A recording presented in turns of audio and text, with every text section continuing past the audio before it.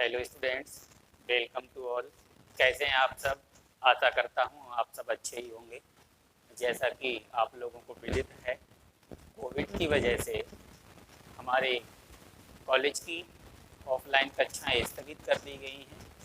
शासन की तरफ से आदेश है कि बच्चों को ऑनलाइन कक्षाओं के माध्यम से पढ़ाया जाए। तो उसी अनुपालन में हम आज आपके समक्ष ऑनलाइन क्लास के माध्यम से हाजिर हैं। तो मैं आपको आज अंग्रेजी ग्रामर में टेंस पढ़ाएंगे। सबसे पहले हम देखेंगे टेंस होता क्या है, टेंस होते क्या हैं। तो हम यहाँ पर देखेंगे टेंस, ये होते हैं टेंस। अंग्रेजी में टेंस बोलते हैं और हिंदी में इसे काल बोलते हैं। हिंदी में इसे काल बोलते हैं। इस टेंस के तीन भाग होते हैं।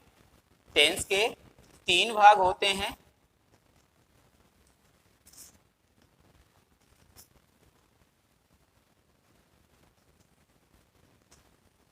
इसका पहला भाग होता है प्रेजेंट टेंस।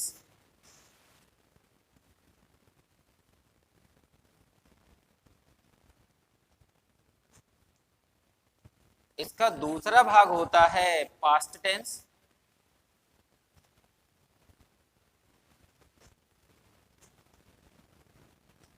और इसका तीसरा भाग होता है future tense.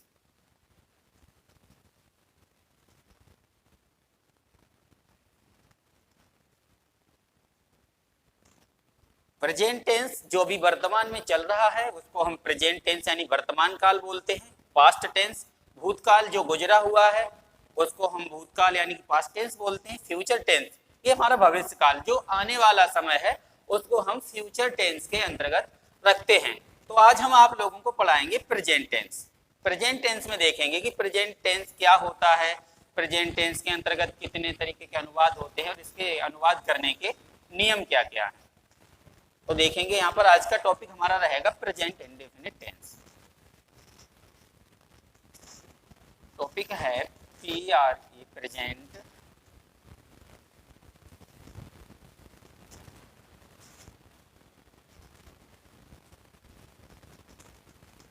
Present indefinite tense.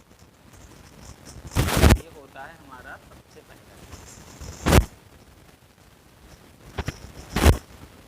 Present indefinite tense की। सबसे पहले अगर हम किसी टेंस के बारे में जानकारी करते हैं तो सबसे पहले उसकी पहचान होना जरूरी है कि हम उसको पहचानेंगे कैसे, कैसे अनुमान लगाएंगे, कैसे पहचानेंगे कि ये टेंस जो है ये कौन से टेंस में आता है, ये वाक्य जो है हमारा कौन से टेंस में आता है। इसकी पहचानने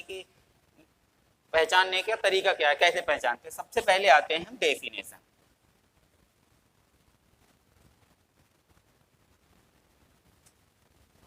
डेफिनेशन इसको पहचानने का क्या तरीका है, इसको कैसे पहचानेंगे। हिंदी में इसे परिभाषा या पहचान भी कहते हैं। तो इसकी पहचान होती है जिन हिंदी वाक्यों के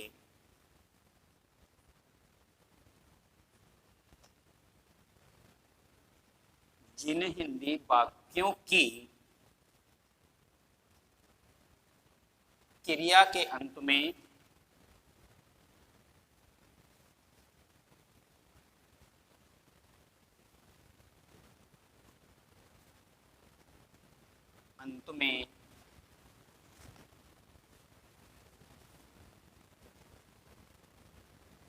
ता है, ती है, ते हैं, ता आदि शब्द आते हैं।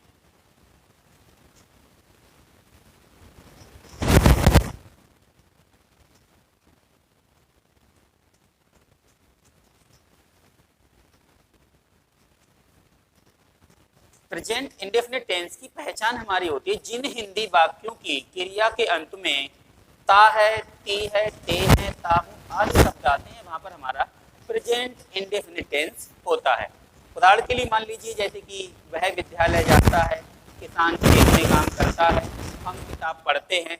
जिस वाक्य के अंत में ता है, ती है, ते है, ता हूं अगर कोई भी ये दिख जाए तो हम समझ जाएंगे कि हमारा जो वाक्य है प्रेजेंट इंडेफिनिट टेंस का है।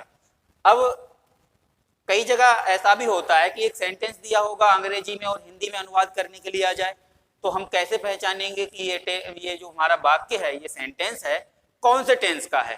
तो प्रेजेंट इंडेफिनिट टेंस का अगर कोई भी वाक्य अंग्रेजी में दिया हुआ है तो हमें पहचानने का सिंपल सा तरीका है, अगर हमारा वाक्य एक वचन है यानी कि सिंगुलर है तो उसकी क्रिया की फर्स्ट फॉर्म में एस या ईएस लगा होगा। यदि हमारा प्लूरल यानी कि बहुवचन है तो उसकी क्रिया में एस या ईएस नहीं लगा होगा। ये तो हो गई हमारी हिंदी की पहचान और ये हो गई अंग्रेजी की पहचान। अब इसको बनाने का क्या नियम है? इस वाक्य को जब हम बनाएंगे तो किस नियम के अंदर इसको रखेंगे, इसको बनाने का नियम क्या है वो देखेंगे। नियम, अब आ जाइए नियम पर।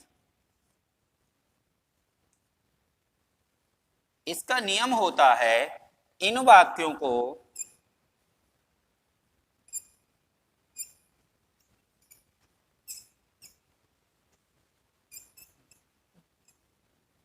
बनाते समय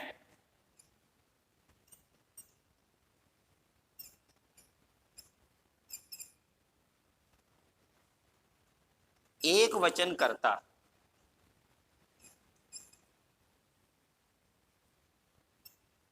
एक वचनकर्ता आप लोगों को पता ही होंगे, अगर नहीं पता है तो हम लिख दे रहे हैं। एक वचनकर्ता होते हैं हमारे ही, सी, इट या कोई नाम, X Y Z, Mohan, Sohan, Rohan, कोई भी नाम हो सकता है। इन वाक्यों को बनाते समय एक वचनकर्ता ही, सी, इट नाम के साथ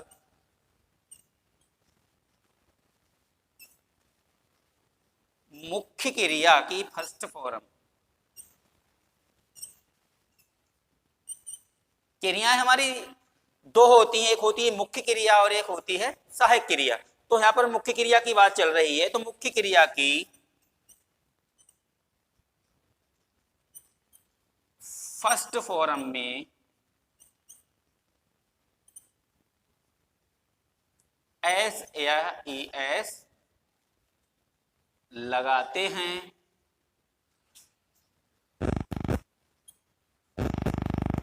तथा बहुवचनकर्ता, बहुवचनकर्ता पता होंगे आप लोगों को, नहीं पता है तो हम लिख दे रहे हैं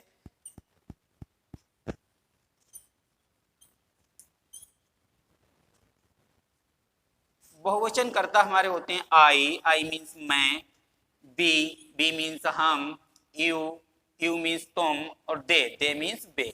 ये सब हमारे बहुवचनकर्ता यानी प्लूरल नंबर्स होते हैं के साथ मुख्य क्रिया की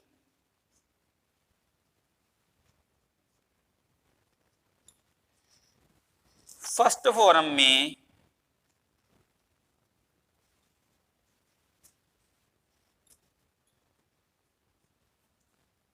एस या ई एस नहीं लगाते हैं। ये होता है इसको बनाने का नियम, मेकिंग ऑफ रूल्स या रूल्स, यानी हम कुछ भी कह सकते हैं। पहचान आप लोगों ने देखी ही, समझ में भी आ गया होगा, हिंदी और अंग्रेजी की दोनों पहचान आप लोगों की समझ में आ गई होंगी। ये इसका नियम है, इसको थोड़ा समझेंगे। इन वाक्यों को बनाते समय, कौन से वाक्य? प्रेजेंट इंडेफिनिट टेंस के वाक्यों को बनाते समय एक वचनकर्ता, एक वचनकर्ता पता होंगे, अगर नहीं पता है तो देख लीजिए, ही, सी, इट नाम, ही मीन्स वह पुल्लिंग के लिए, सी मीन्स वह स्त्रीलिंग के लिए, इट मीन्स यह नेम यानी कोई भी नाम एक्स वाई जेड के साथ मुख्य क्रिया की फर्स्ट फॉर्म में एस या ई एस लगाते हैं तथा बहुवचनकर्ता, बहुवचनकर्ता I, we, you, they, I means मैं, वी मीन्स हम, यू मीन्स तुम, दे मीन्स बे, यदि ये कोई है उनके साथ मुख्य क्रिया की फर्स्ट फॉर्म में एस या ई एस नहीं लगाते हैं। सोचने वाली बात है, एस कहां पर लगाते हैं और ई एस कहां पर लगाते हैं? तो आप लोगों ने पढ़ा होगा अंग्रेजी में 26 लेटर्स होते हैं। 26 लेटर्स में अगर अंग्रेजी में हम वाक्य बनाते हैं तो क्रिया के अंत में अगर कहीं पर कोई वोवेल्स, 5 वोवेल्स होते हैं, ए, ई, आई, ओ, यू। उदाहरण के लिए हम बताते हैं, जैसे हमने गो लिखा, गो लिखा, जैसे बह जाता है तो गो लगाएंगे, तो लास्ट में यहाँ पर स्वर आ रहा है तो स्वर के साथ हम ई एस लगाते हैं। गो में हमेशा ई एस लगा होता है तो जहां पर हमारा स्वर यानी वोवेल्स आता है तो वहां पर ईएस लगाते हैं। और जैसे कि वह खाना खाता है, ईट है, खाता की ईट होती है, तो यहाँ पर ये हमारा व्यंजन है टी यानी कि कॉन्सोनेंट्स है, तो व्यंजन के साथ हम केवल एस लगाते हैं। आशा करता हूं ये चीज आपकी समझ में आई होगी। अब देखते हैं इसका सूत्र क्या होता है। एक सूत्र भी होता है, इसको हम मिटाएंगे।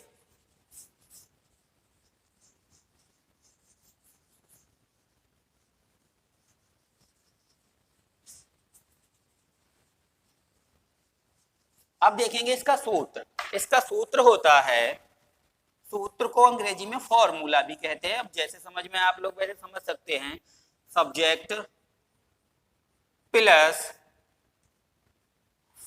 फर्स्ट फॉर्म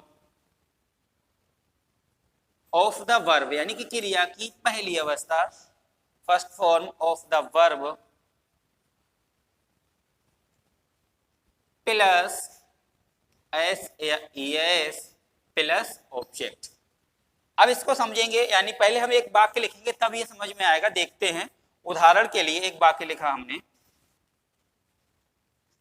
उदाहरण को एग्जाम्पल बोलते हैं अंग्रेजी में। जैसे वह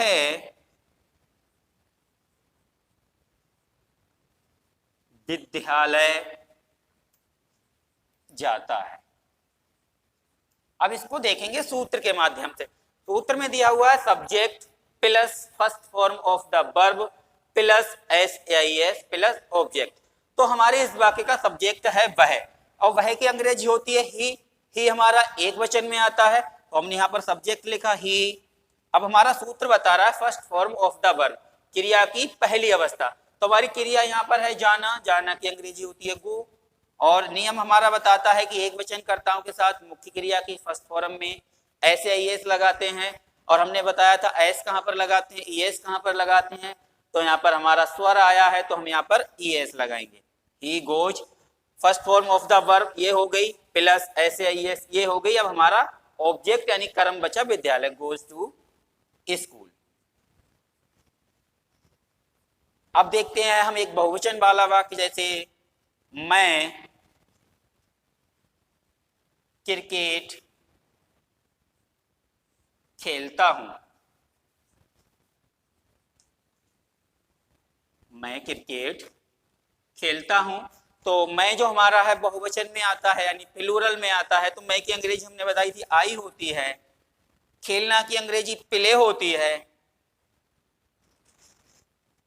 अब हम इसमें ऐसे एस नहीं लगाएंगे क्योंकि हमारा नियम कहता है बहुवचन कर्ता में मुख्य क्रिया की फर्स्ट फॉर्म में ऐसे एस नहीं लगाते हैं, तो हम इसमें ऐसे एस नहीं लगाएंगे। आई प्ले द क्रिकेट, क्योंकि हमारा नियम कहता है subject plus first form of the verb plus ऐसे एस प्लस ऑब्जेक्ट। अब ये बहुवचन का है, हमने सब्जेक्ट ले लिया, first form of the verb क्रिया की प्रथम अवस्था प्ले आ गई, ऐसे एस लगाएंगे नहीं क्योंकि हमारा बहुवचन है, और ऑब्जेक्ट हमारा हो गया द क्रिकेट। एक वाक्य और देखते हैं, जैसे वह खाना खाती है। ये हमारा स्त्रीलिंग है, लड़की है, महसूस होता है कि खाती है, तो हम समझ सकते हैं स्त्रीलिंग है। वह की स्त्रीलिंग में हमने बताया था सी लगाते हैं,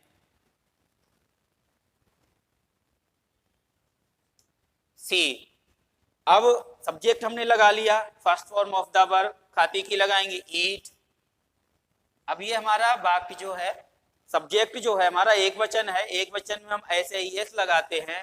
हमने बताया था अगर व्यंजन आता है तो केवल एस लगाते हैं, तो यहाँ पर ईट्स द फूड। आशा करता हूं आप लोगों की समझ में आया होगा।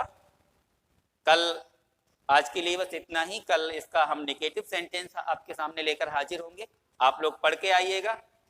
प्रेजेंट इंडेफिनिट टेंस का नेगेटिव सेंटेंस पढ़ के आइएगा, आप लोगों को ज्यादा अच्छा समझ में आएगा। धन्यवाद।